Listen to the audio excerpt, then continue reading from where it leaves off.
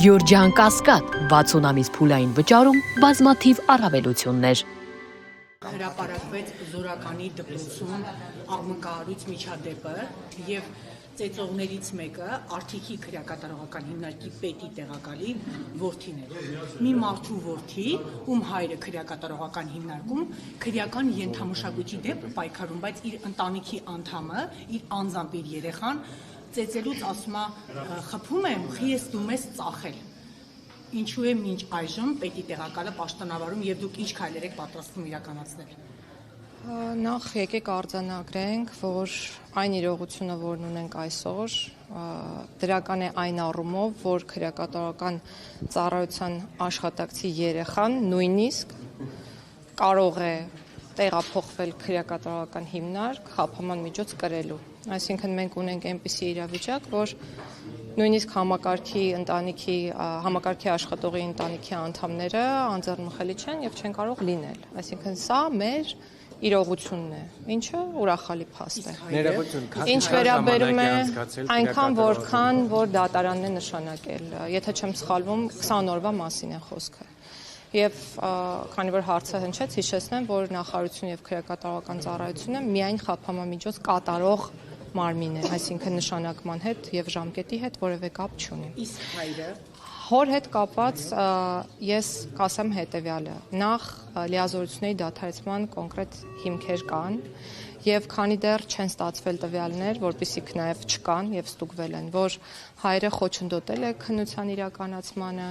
ինչ որ կերպ ազդել է նախաքննության վրա կամ փորձել է ինչ որ պայմաններ ստեղծել, որպեսզի որդին ավելի լավ պայմաններում խափամամիջոցը կրի, մենք չենք դիտարկել պաշտոնավարման դադարեցման հարցը։ Եթե եւ երբ ձեռք կբերվեն այնպիսի տվյալներ, որոնք անհամատեղելի կլինեն լիազորությունների շարունակականության հետ, մենք այդ հարցը կքննարկենք։ Բայց եւս մեկ անգամ շատ կարեւոր է, որ շեշտադրվի այն հանգամանքը, որ ծառայողի ընտանիքի անդամը եւս ենթակա է պատասխանատվության մեր երկրում այն կերպ, ինչ կերպ ցանկացած կան, որ երեխան անօգնական է, ինքը իր պապիկն է երեխային պահում, արդեն հասնում են նրան, պաշտոնյաների ես չեմ ցանկանում խոսել մարդկանց կյանքից առհասարակ եւ նույնն էլ ձեզ եմ խորհուրդ տալիս։ Մենք պետք է շատ զգույշ լինենք, որպեսզի որևէ մեկի իրավունքը չխախտենք, անկախ նրանից, թե այն անձը, որի իրավունքի հնարավոր խախտման մասին հիմա ես խոսում եմ, ինչպիսի հակաիրավական արարք է կատարել,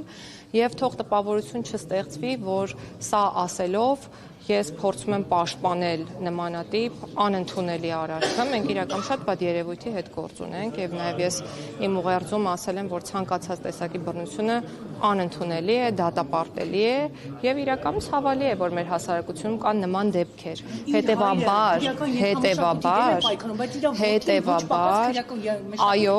եւ հետեւություններ թող անի իր հայրը, հետեւություններ անի ընտանիքը, հետեւություններ անի ցանկացած ընտանիք, որը մեծացնում է երեխա այսօր մեր պետությունում, եւ հետեւություններ կանենք նաեւ մենք։ Ես ձեզ պատասխանում եմ, դե գիտեք ինչ, հիմա եթե մեր անմիջական արձագանքը լիներ, օրինակ լիազորությունների դադարեցումը, մեզ վստահաբար ներողություն, մեզ վստահաբար մեղադրելու էին նրա մեջ, որ մենք ուղղակի հաշվեհարդար ենք փորձում տեսնել նմանատիպ մարդու տեսեք որը անգամ եթե երեխային չկա հարյուրազարավոր հանցագործների մենք հստակ գիտենք թե մեզ ինչպիսի ծառայողներ են պետք, այդ ծառայողները պետք է լինեն բարևար, անկաշառ, պրոֆեսիոնալ։ Երեխա դաստիարակել կարողանալ չկարողանալը այլ հարց է, ամեն դեպքում ուզում եմ ձեզ հիշեցնել, որ մեր երկրում չի գործում կոլեկտիվ պատասխանատվության ինստիտուտը եւ գործում է անհատական եւ անձնական պատասխանատվության ինստիտուտը եւ սա նշանակում է, որ քրեական պատասխանատվության տարիքի հասած անչափահասը ինքն է պատասխանատու իր կողմից կատարված հակաիրավական արարքի համար։ Ինչ վերաբերում է հորը, ես կրկնում եմ, եթե ձեռք կբերվեն այնպիսի տվյալներ, որոնք կվկայեն այնպիսի արարքների կատարման մասին, որոնք անհամատեղելի են պաշտոնավարման հետ, մենք կքննարկենք լիազորությունների դադարեցման հարցը։ Ներքին քննություն եք անում Տիկին Գայլյան։ Մենք միշտ բոլոր դեպքերով անում ենք ներքին քննարկումներ եւ արձանագրումներ մեզ համար, եւ եթե որոշակի կոնկրետ հետևանքներ, որոնք ակնկալում է հանրությունը հենց այդ պահին չեն առաջանում, դա չի նշանակում, որ դրանք չեն քննարկվում եւ չեն կարող առաջանալ ապագայում։